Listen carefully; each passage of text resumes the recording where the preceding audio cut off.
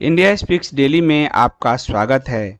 India speaks daily को subscribe करें, इसके बेल आइकन को जरूर दबाएं। ज्वाइन बटन के जरिए आप इसकी सदस्यता जरूर लें और यदि इसका कंटेंट आपको गुणवत्तापूर्ण लगता है तो आप 100 रुपीज़ पर मंथ का सब्सक्रिप्शन जरूर पे करें।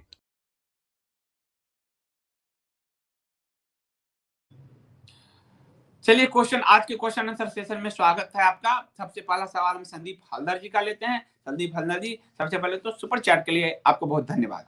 उन्होंने प्रश्न किया है कि क्या यह सच है कि अमर बलिदानी भगत सिंह आर्य समाजी थे? विपिन चंद्र से पहले किसी ने भगत सिंह को नास्तिक नहीं कहा। भगत सिंह जी, हर आर्य समाज में एक आंदोलन था।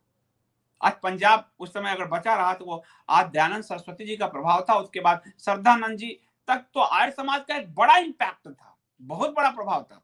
मैक्स मुलर को जो ध्वस्त करने का, वेद का जो विकृतीकरण किया था, उसको ध्वस्त करने का काम दयानंद सरस्वती जी ने किया। प्रकांड विद्वान थे वो। तो आर्य समाज भी एक मूवमेंट था, जैसे कि कम्युनिज्म एक मूवमेंट था, तो उस मूवमेंट का प्रभाव भी हम जब यूथ होते हैं तो पड़ता है।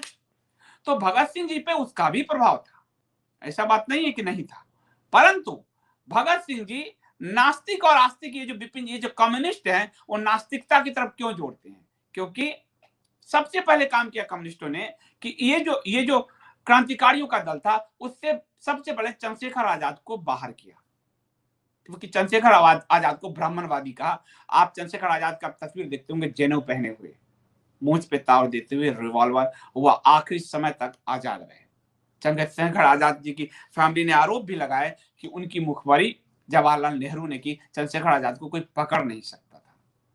लेकिन चंद्रशेखर आजाद जी को भुलाने का सबसे ज्यादा प्रयास हुआ, क्योंकि एक जो आरोप के मुताबिक मुखबिरी इन लोगों का, जो मक्कारों का गुरु है, वो कर रहा था। दूसरा वो ब्राह्मण, तो ब्राह्मण सबसे बड़ा शत्रु, तो उसको बाहर किया गया। दूसरा, यूथ में भगत सिंह को जी और भगत सिंह जी, सुखदेव राजगुरु जी, उन्होंने बहुत बड़ा काम किया। उस समय असेंबली में बम फेंकने का बड़ा जो बलिदान, स्वयं को फांसी के तख्ते पे ले जाना। जब उनकी माँ को उन्होंने कहा मत आना मेरे सब लेने, क्योंकि तुम रोगी तो लोग कहेंगे भगत सिंह की माँ रो रही है।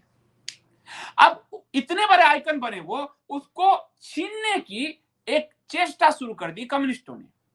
और वो इसलिए चेष्टा की क्योंकि कम्युनिस्टों के पास अपने आइकन नहीं थे। लेकिन भगत सिंह जी पर सबसे बड़ा प्रभाव अगर था, और ना सिर्फ भगत सिंह पर, उस समय के सभी स्वतंत्रता सेनानियों पे यदि सबसे बड़ा किसी पुस्तक का प्रभाव था, तो वो प्रभाव था वीर सावरकर जी के 1857 के स्वतंत्र समर का, जिसको इतिहास से गायब किया गया, भुलाया गया। अंग्रेजों ने पब्लिश होने से पहले प्रतिबंधित किया और उसके बाद आज चर्चा, लेकिन वो पुस्तक उपलब्ध है, आप उसको पढ़ें। और फिर चूंकि भारत के स्वतंत्रता आंदोलन में कर्म को लेकर तिलक जी ने बहुत बड़ा काम किया, और तिलक जी जो है, वो तिलक जी जेल में बैठकर वो लिख रहे थे, तो ये उन पर बहुत इंपैक्ट था। तो इसको कई आप देखेंगे कि काउंटर नरेशन क्रिएट किया गया भारत के आजादी के आंदोलन में, कि ये जो हरे टिड्डो ने, जिन्ना ने जो दूसरा हमारे पड़ोस का देश मांगा, भारत को बांटने की बात की, तो ये रिफर्केशन था हिंदू मिलिटेंसी का। जैसे कि राजदीप ने लिखा कि दाऊद पैदा हुआ हिंदू मिलिटेंसी के कारण, और जैसे कि शरद पवार ने कहा कि ये दाऊद ही नहीं, ये तो एलटीटी फोड़ रहा था। तो ये बात आज की नहीं है, ये बात आजादी के आंदोलन से पहले की है, कि भारत विभाजन को जस्टिफाई करने के लिए, हरे टिड्डो की विभाजनकारी मानसिकता को जस्टिफाई करने के लिए ये दिया गया कि तिलक हिंदूवादी थे, और लाल बाल पाल में जो है बिपिन चंद्र पाल, ये सब हिंदूवादी नेता थे। तो हिंदू इंपैक्ट को है, तो इसलिए इनको नास्तिक बताने का प्रयास किया। गीता रहस्य पढ़ते कैसे दिखा सकते थे? तो आज आप गीता की बात करो तो आपका खून कर देंगे, गला दबा देंगे। तो गीता रहस्य कैसे दिखा सकते थे? इसलिए नास्तिकता की तरफ मोड़ा उनको। जिसकी भी अपने जीवन में, अपने देश में, अपनी स्वतंत्रता में आस्था है, वो नास्तिक नहीं हो सकता, वो कभी नास्तिक नहीं हो सकता। तो जानबूझ के नास्तिकता, क्योंकि नास्तिकता कम्युनिज्म से जुड़ता है और गीता रहस्य हिंदू धर्म से जुड़ जाता है।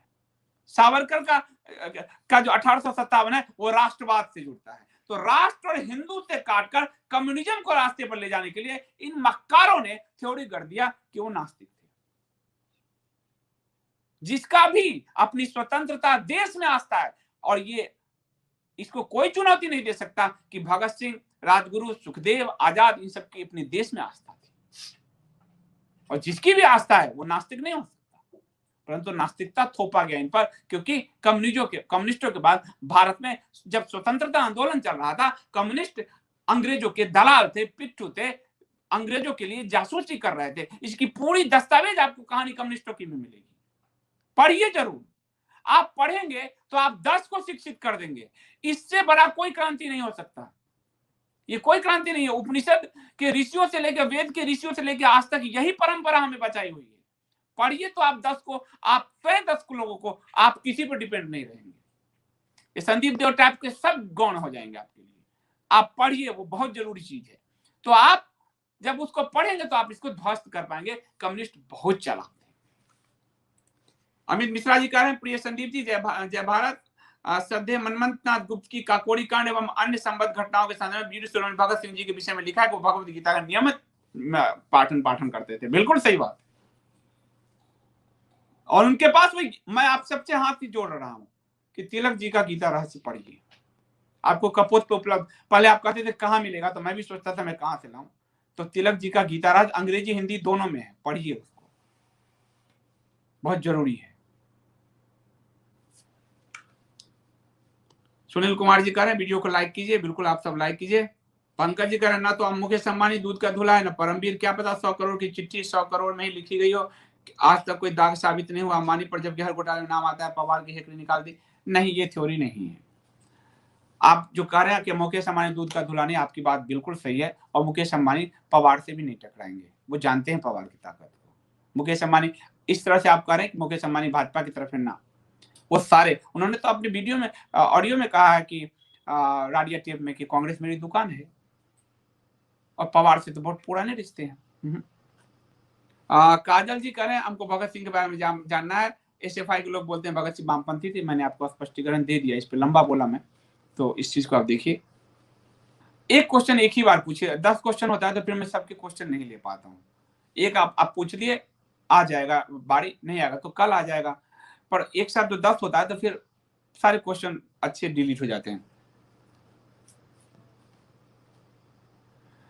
सर, कहानी कम्युनिस्टों की पुस्तक में फिरोज गांधी वाला प्रकरण है, जिसमें उस समय कुछ चुनिंदा अखबारों को समाज दबाने का प्रयास किया था। आज भी मीडिया हाउस वही कर रहे हैं। कांग्रेस की गुलाम, अंग्रेजों की गुलाम मीडिया और कांग्रेस की गुलाम मीडिया, भारत की मीडिया।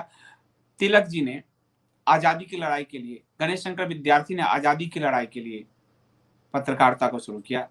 अंग्रेजों की चप्पल चाटते चाटते मीडिया, कांग्रेस की चप्पल चाटते चाटते यहां तक पहुंचे। इन्होंने पूरी आजादी को बेच दिया। संदीप हल्दर जी, फिर से पुनः धन्यवाद। हिंदुत्व जागरण के सर, आज का विश्लेषण 9 PM पर गीता रहस्य पे कुछ समझाइए। तो 9 बजे चलिए गीता रहस्य पे, आप जर्नी विद संदीप देव पे आप पधारें। आप लोग, गीता रहस्य पे ही चर्चा होगी। गीता रहस्य है मेरे पास और मैंने पूरी पढ़ी है, तो गीता रहस्य पे ही चर्चा करते हैं 9 बजे रात को, 9:15 बजे। जर्नी विद संदीप देव इस चैनल में, ऊपर में आपको journey with Sandeep Dev channel है, उसको आप सब्सक्राइब कर लीजिए। धर्म के लिए वही चैनल है, ये पॉलिटिकल है। तो उस पर आप पधारिए। 9:15 बजे गीता रहस्य, तिलक जी के गीता रहस्य पे चर्चा करते हैं। धन्यवाद। हिंदू जागरण मंच जो है उन्होंने कहा। पवित्र परागी, आपका बहुत धन्यवाद। जब तक हर टिड्डे पवार के सर पर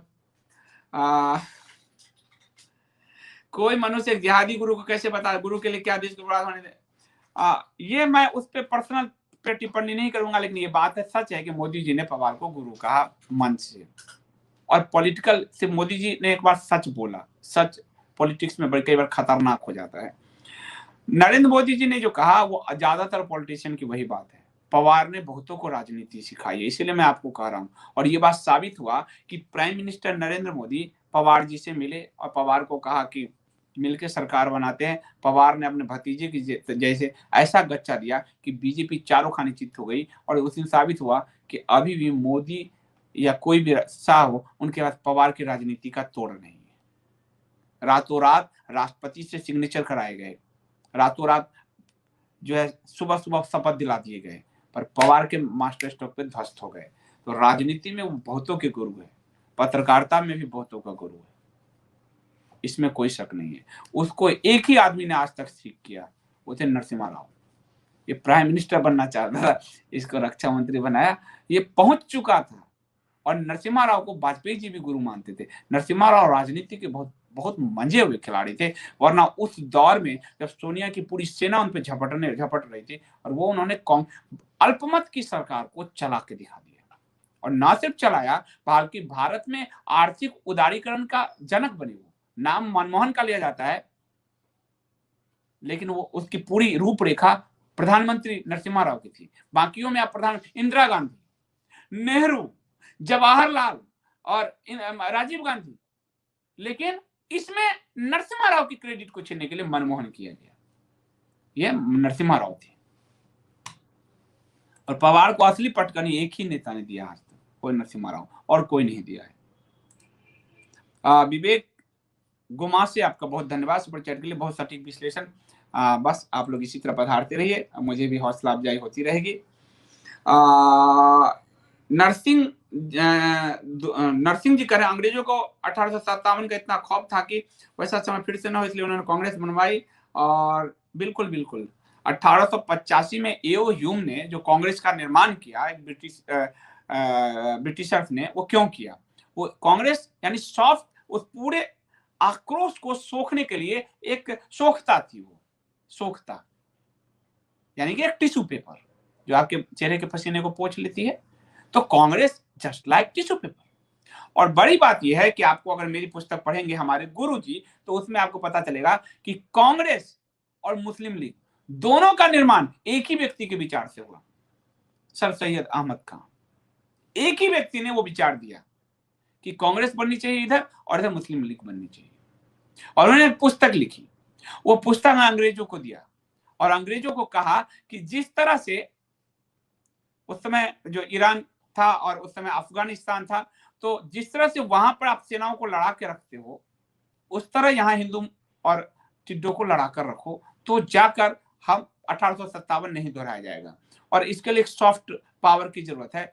उसी विचार को एओ ह्यूम ने लिया तो कांग्रेस बनाया, उसी विचार से मुस्लिम लीग निकला। एक व्यक्ति वही कट्टर था, इसलिए कांग्रेस के अंदर आज तक भी है एक व्यक्ति। ये आपको वो इतिहास मेरी लिखी पुस्तक हमारे गुरुजी में मिलेगी, कपोत.in पे वो भी उपलब्ध है। मंगीलाल राजस्थान जी ने बहुत ही सुंदर बात किया ही, और ये बिल्कुल 100 क्या 1000% सही है कि आदि शंकराचार्य ने भारत में क्रांति के आदर्श पुरुष स्थापित किए, वे ही हैं श्री राम कृष्ण। इसके बिना स्वस्थ परिवर्तन असंभव है। आज जो है जयंती किनका है? राम मनोहर लोहिया जी का। राम मनोहर लोहिया जो विभाजन के टेबल पर बैठे थे गांधी और नेहरू के साथ, उनके साहित्य को भी डिलीट कर दिया गया। उनका साहित्य भी मैं आपको उपलब्ध कराने जा रहा हूं। भारत विभाजन के गुनाहगार आप पढ़ेंगे, उस टेबल पर जो बैठा हुआ आदमी है वो लिख रहा है कि कौन कौन भारत विभाजन की सेटिंग कर रहा था, उनको गायब करके किसको हम पढ़ रहे हैं? सुमित सरकार, बिपिन चंद्रा, जो जिनको कुछ पता ही नहीं है। आप थोड़ा उदाहरण लो, पद्मावत लो। पद्मावत को झुठलाने के लिए इरफान हबीब कहता है कि वो खिलजी के 200 साल बाद लिखी गई, तो वो झूठी है। परंतु उस खिलजी के ये 1000 साल बाद ये लोग लिख रहे हैं, तो ये सच है। राम मनोहर लोहिया जो टेबल पर थे वो झूठ लिख रहे हैं, विपिन चंद्रा सच लिख रहे हैं। यही कम्युनिस्ट आपको जो है दिमाग में भरते हैं, गंदगी भरते हैं, घुमा देते हैं। तो राम मनोहर लोहिया ने कहा कि इस भारत का जो मानस है शिव राम कृष्ण के बिना अधूरा है, मानस ही नहीं है, शिव राम कृष्ण। और राम मनोहर लोहिया इतिहास में अकेले पुरुष हैं जो भारतीय महिलाओं में सर्वश्रेष्ठ जो है वो द्रौपदी को घोषित करते हैं कि उसकी जो प्रचंडता थी, वो आदर्श वो स्त्रियों में होने चाहिए, भारतीय नारियों में। पर हमको उन लोगों ने क्या बता दिया, क्या समझाया कि यहाँ स्त्रियों को सम्मान नहीं है, स्त्रियां दबाई गई थी। हम वही मानते मानते चले गए। तो बहुत कुछ दिमाग से बदलना है, क्योंकि उन्होंने थोप रखा है। सोनाली पेनकर जी आपका बहुत धन्यवाद। संजीव जी नमस्कार, मैं नियमित आपका कार्यक्रम सुनती हूँ, आज प्रथम बार ही कमेंट किया है। चलिए बहुत बहुत स्वागत सोनाली जी। कमेंट किया कीजिए। मुझे पाठकों से ही, दर्शकों से ही, श्रोताओं से ही मार्गदर्शन मिलता है। जैसे अभी देखिए, आप हिंदू जागरण ने कहा कि आप गीता रथ पे बोलिए, तो मैं उनकी बात मैंने, तो इसलिए ये जो है कमेंट जरूर किया कीजिए। जयंती जी कह रहे हैं मनीष ठाकुर की पत्रकारिता का काला अध्याय कब छपेगी? छपने जा चुकी है। छपने में मिनिमम 21 दिन लगता है। लोकल छपाई नहीं होती। मेरी छपाई, हमारे कपोत प्रकाशन की छपाई इंटरनेशनल स्तर की होती है। जो बड़े इंटरनेशनल पब्लिशर्स जहां छपवाते हैं वहां छपती है, तो वो थोड़ा बैकलॉग होता है क्योंकि सबके वहां छपते हैं, तो इसलिए आपको थोड़ा मिनिमम 21 दिन तो जाएगा। मुझे लगता है कि 1 अप्रैल प्रथम सप्ताह या फिर 10 से 15 अप्रैल तक आप डिलीवरी होनी शुरू हो जाएगी। मैं अब इसको समाप्त कर, ये किशोर दहिया जी, फडणवीस बीजेपी खुद पवार को बचाने की मुद्रा में हो तो हम गोदी पत्रकारों को क्यों झूठा माने? आप जैसे सही पत्रकार चाहे जितना बोले, केंद्र भी लेपापोती ही करेगी, पर मेरा काम तो बोलना है।